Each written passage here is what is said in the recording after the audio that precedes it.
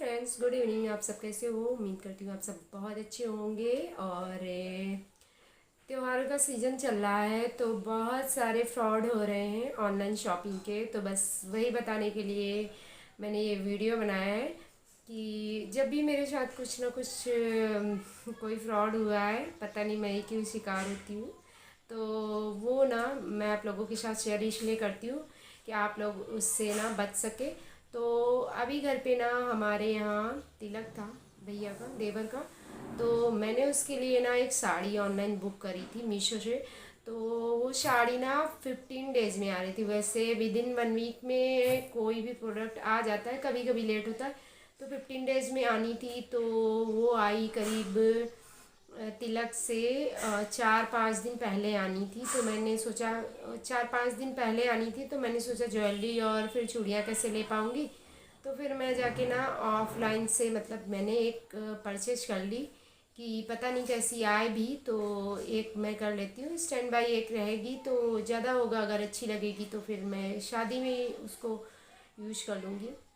शादी के पहले हमारे यहाँ ना तिलक के टाइम जनेऊ होता है। तो जो जो शादी में होता है वो जनेऊ में होता है। तो हल्दी का प्रोग्राम था और हल्दी के पहले मैं जा चुकी थी। घर में साफ़ सफाई कुछ हो रही थी तो मैं गई हुई थी। सैटरडे संडे पड़ा था तो मैंने सोचा चली जाती हूँ। उस दिन पेरेंट्स मीटिंग थी। तो पेरेंट्स मीटिंग जिस दिन थी तो डिलीवर दिखा रही थी 28 तारीख को, और 4 दिन पहले था। तो मेरे पास कुरियर वाले का कॉल आया कि मैम आपका प्रोडक्ट डिलीवर होना है तो मैं आ जाऊँ। मैंने कहा कि मैं तो अभी निकलने वाली हूँ, आप कितने टाइम में आएंगे? तो उसने बोला कि 1 घंटे में आता हूँ। तो मैंने कहा नहीं है तो मैं वहीं से आके ले लूँगी। मैंने उससे ले लिया, और जब लिया ना तो इतना छोटा सा पार्सल था। साड़ी काफ़ी हैवी थी बॉर्डर की।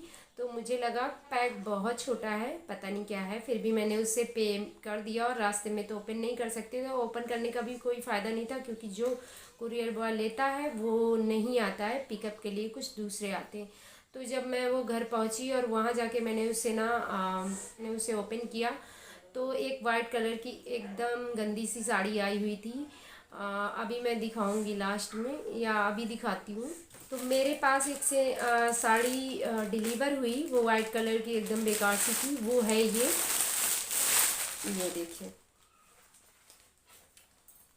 और ये मैंने 800 का प्रोडक्ट बाय किया था। और ये देखिए, ये मुश्किल से 200 रुपये की साड़ी होगी। और ये वाइट कलर की मेरे किसी यूज की भी नहीं है। और 800 रुपये की जगह ये 200 रुपये की साड़ी। अधिकतर इस टाइम पे कुरियर बॉय ना फ्रॉड करते हैं। और इसमें मीशो की गलती थी, उन्होंने मेरी चाहे सप्लायर को दिया हो मेरी डिटेल, या कुछ भी हुआ हो, उनके डिपार्टमेंट से हुआ हो, कॉल सेंटर या कहीं से भी, मेरी जो भी सारी डिटेल थी, चलिए एड्रेस हो गया, फ़ोन नंबर हो गया। तो मैं बहुत सारे ऑर्डर बुक करती हूँ तो वहाँ से हो सकता है। लेकिन ये नहीं होगा कि सेम प्राइस ना आए, और सेम प्राइस की वजह से ही मैंने ले लिया। तो ये देखिए, ये है इसकी साड़ी का पैक, और इस पे सेम लिखा हुआ है। यहाँ पर लिखा हुआ है COD के बाद 786। ये फ्रंट से है इसलिए ये नहीं दिख रहा है। अभी बैक से करती हूँ। सेम यही प्राइस ये है, और एक दूसरा प्रोडक्ट है उसका भी प्राइस मैं दिखाती हूँ। और ये है दूसरा प्रोडक्ट, तो इस पे भी 786 ये देखिए मेंशन है। और इसका जो बार कोड है ना वो देखिए सब इरेज होके आया था। और इरेज होने पे सेम ही प्राइस वजह की वजह से हमने ले लिया था। तो फ्रेंड की वजह से वो प्राइस नहीं दिख रहा था। सेम ही प्राइस 786 का वो था और 786 का वो भी था। और दोनों ही मैंने वो साड़ी भी इतने की ही बुक करी थी। अगर ये प्राइस मेंशन नहीं होता तो मैं चाहे नहीं लेती। और इस वाले पैक के साथ ये सेकंड वाला है, और ये पैक भी थोड़ा अलग है। उसके साथ ये साड़ी आई है। इतना गंदा सा कलर है कि मैं इसे कभी मत पहनूं। तो ये है उसके साथ में ये साड़ी। तो ये दो पैकेट और ये दो साड़ियाँ हैं। 800 का 1600 हो गया। और इसमें ये साड़ियाँ मिली हैं जो मैं एक बार भी नहीं पहनूंगी। तो ये 1600 का फ्रॉड इन्होंने कर दिया है। और ये सेकंड वाला जब आया तो उस दिन देवर की हल्दी थी। मैंने बोला कि आप दे जाइए आके, बोला 15 मिनट में आता हूँ। लेकिन शाम को हल्दी होती है हमारे यहाँ, देर हो रही थी पंडित जी को, उसी टाइम था, तो मॉर्निंग में जाना था, मुझे लेट हो रहा था, बच्चों को लेके भी जाना था। तो मैंने क्या किया ना, पड़ोस में एक लोगों को दे दिया और उनको कोड नंबर एक आया हुआ था वो भी दे दिया कि आप 800 दे देना और ये भी आप ना उनसे प्रोडक्ट ले लेना। तो उन्होंने दूसरा प्रोडक्ट भी ले लिया। और जब मैं शाम को आई ना, तो सेकंड वाला भी मैंने दिखाया ना, वो भी सेम वैसी ही गंदी सी साड़ी आई है कलर की, जो मैं कभी ना पहनूं। और इसमें मीशो की गलती ये थी कि उन्होंने हमारी डिटेल लीक करी।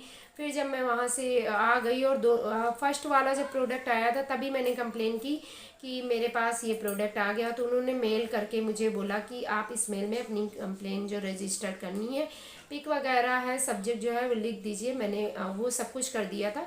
जब सेकेंड वाला आया तब भी मैंने कॉल करी कि मेरे पास दो दो प्रोडक्ट डिलीवर हो गए और जिस प्रोडक्ट पे आना था वो वाला उन्होंने ये दिखाया कि सप्लायर के साइड से कैंसिल हो गया। तो मैं एक भी प्रोडक्ट रिटर्न नहीं कर सकती। ऐसे होता है ना, आपको नहीं पसंद है, रिटर्न हो जाता है तो कोई प्रॉब्लम नहीं होती। अभी ये वाला ना रिटर्न हो नहीं सकता था, तो क्योंकि वो कैंसिल हो गया तो वो तो तुरंत का दर चला गया। उसकी जगह पर same price, same address, same detail की वजह से मैंने ले लिया और मेरे साथ ना 16 का। अब जब मैं मीशो पे कॉल करती हूँ तो जब मैं हेल्प सेंटर पे कॉल करती हूँ तो कोई भी मेल या फीमेल जो भी बोलते हैं वो यही बोलेंगे कि नहीं, हमारे साइड से नहीं, सप्लायर की साइड से ये कैंसिल हो गया है मैम, ये हमारा पार्सल नहीं है। अभी आपने ही, मुझे बहुत गुस्सा आई, 2 दिन बहुत सर दर्द रहा कि आपने ही तो, आपकी रिस्पॉन्सिबिलिटी नहीं होगी क्योंकि आपने ही तो कहीं से लीक की है मेरी डिटेल, तभी आया। और आया तो मैंने ले लिया, तो कह रहे हैं मेरा पार्सल नहीं। या तो आप उस पर मीशो का टैग डालिए कि हाँ ये मीशो का है, आप लीजिए वरना मत लीजिए। या फिर ऐसा करिए कि सिर्फ कोड आए, आप उसी से मेरा प्रोडक्ट लीजिए वरना मत लीजिए। कभी कभी तो आजकल कोड से आ रहा है और कभी कभी बिना कोड के आता है, तो कैसे इंसान को मालूम चले कि हाँ कोड से आना है या नहीं आना है। तो अभी तो ये फ्रॉड के बारे में हो गया। जब मैं उनको बोलती हूँ सीनियर से बात कराओ, सेम मेरे सीनियर भी यही रीज़न देंगे और जितने से बोलो ना वही सेम सब्जेक्ट उन्हें बता बता के मैं थक जाती हूँ। और वो फिर कहेंगे कि मैं चेक करता हूँ, फिर वो चेक करेंगे, फिर सेम रीज़न सुनाएंगे। सुन सुन के मुझे बहुत गुस्सा आ गई थी, मूड बहुत ज़्यादा ख़राब हो चुका था, मैंने छोड़ दिया। अब नहीं, मैं उनको कॉल करती हूँ। और अब फ्रॉड से बचने के लिए सिर्फ एक ही है कि जहाँ प्रोडक्ट आप ऑर्डर करते हैं वहाँ पर एक लिखा होता है हेल्प सेंटर करके, तो उस पर कॉल का ऑप्शन होता है। तो आप जब उस पर क्लिक करेंगे तो बहुत सारे ऑप्शन ओपन होके आएंगे कि आपको क्या प्रॉब्लम है। तो उस पर जो भी हो, किसी पे भी आप क्लिक कर दीजिए। जब क्लिक करेंगे तो नीचे एक कॉल का ऑप्शन होगा, उसको सबमिट कर देना है। जब सबमिट कर देंगे तो आपको 5 मिनट में उनके साइड से कॉल आ जाएगी। तो आप कॉल पे ना कंफर्म कर लीजिए कि ये प्रोडक्ट मैं ले रहा हूँ या ले रही हूँ तो ये आपका ही है या नहीं। इससे ज़्यादा वो कोई और फैसिलिटी नहीं देते हैं। ये भी कोई बहुत बड़ी फैसिलिटी नहीं है क्योंकि हर किसी को नहीं पता है कि कहाँ से जाके कॉल करना है, या कॉल पे भी आप देख तो रहे नहीं हो, शायद कोई और ही हो।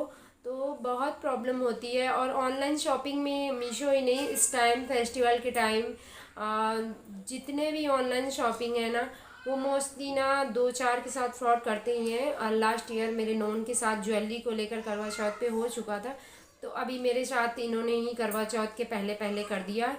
तो अभी लेने से बहुत ज़्यादा डर लगता है। पता नहीं ये लोग अपना ना कब ऐप अपडेट करके सिक्योरिटी के लिए कुछ कोई फैसिलिटी अवेलेबल कराएंगे जिससे हाँ मालूम चले कि ये उन्हीं का ही प्रोडक्ट है तो हम लें। तो बस एक ही वही जो मैंने बताया वही ऑप्शन है, इसके अलावा तो कोई ऑप्शन नहीं है। तो मीशो को इस बात की जिम्मेदारी लेनी चाहिए कि हाँ कस्टमर का प्राइस नहीं जाए, उसको अच्छी फैसिलिटी नहीं देंगे, कस्टमर सेटिस्फाई नहीं होगा तो कैसे प्रोडक्ट उनके परचेज करेगा। पर अब वो जाने, मैंने अपना फीडबैक उनको दिया था कि आपको क्या चेंजेस लाने चाहिए। अब वो करते हैं या नहीं करते हैं पता नहीं, या ऐसे ही फ्रॉड होते रहेंगे पता नहीं। तो ये तो हो चुका है त्यौहार ना, बेकार चला गया है मेरा, पर अब उसकी वजह से सारा मूड तो ख़राब नहीं कर सकते। तो मिलते हैं आप सभी से अगले वीडियो में, तब तक के लिए बाय बाय, टेक केयर।